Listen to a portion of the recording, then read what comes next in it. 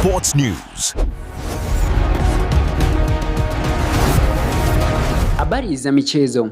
Karibu kwenye taarifa kamili ya michezo hapa nchini Kenya na kimataifa. Hii ikiwa ni Lexa Media, nyumbani kwa burudani.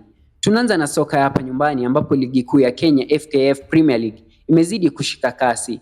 Timu ya AFC Leopards imepunguza pengo la pointi dhidi ya vinara Gor Mahia na sasa mbio za ubingwa wa msimu huu zimekuwa kali zaidi kuliko awali. Wakati huo huo, Kariobangi Sharks wanaendelea kupambana kujinasua kutoka hatari ya kushuka daraja, huku kocha wao akisisitiza kuwa atabadilisha mfumo wa timu licha ya matokeo yasiyoridhisha.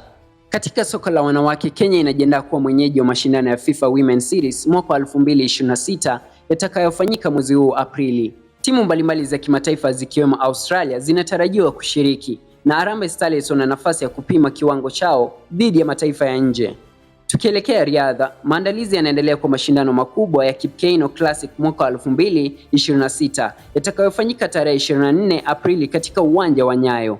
Mashindano haya yamepata ufadhili mkubwa na yanatarajiwa kuvutia wanariadha wa kimataifa pamoja na chipukizi wapya kupitia vipengele vipya vya vijana. Pia Athletics Kenya imepanga majaribio ya kitaifa kuanzia tarehe 9 hadi 11 Aprili ili kuchagua wanariadha watakaowakilisha nchi katika mashindano ya kimataifa yajayo. Katika habari nyingine za riadha, mwanariadha wa Kenya Albert Korir amepigwa marufuku ya miaka 5 kushiriki mashindano baada ya kukutwa na hatia ya matumizi ya dawa zilizopigwa marufuku. Hata hivyo, kuna habari njema pia ambapo chipukizi Franklin Kibet alibuka mshindi wa mbio za vijana chini ya miaka 20 katika mashindano ya dunia ya cross country, akiendeleza sifa ya Kenya katika riadha duniani. Kimataifa, macho sasa yanaelekezwa kwenye mbio za London Marathon mwaka 2026 ambapo bingwa mtetezi kutoka Kenya Sebastian Sawe anatarajiwa kurejea kutetea taji lake dhidi ya wanariadha wakubwa duniani. Na hatimaye katika mchezo wa golfu, mashindano ya Magical Open Kenya mwaka 2026 yalimalizika mwezi uliopita, huku mchezaji kutoka Afrika Kusini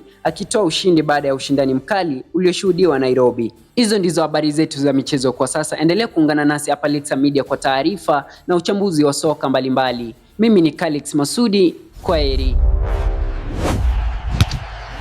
Sports News.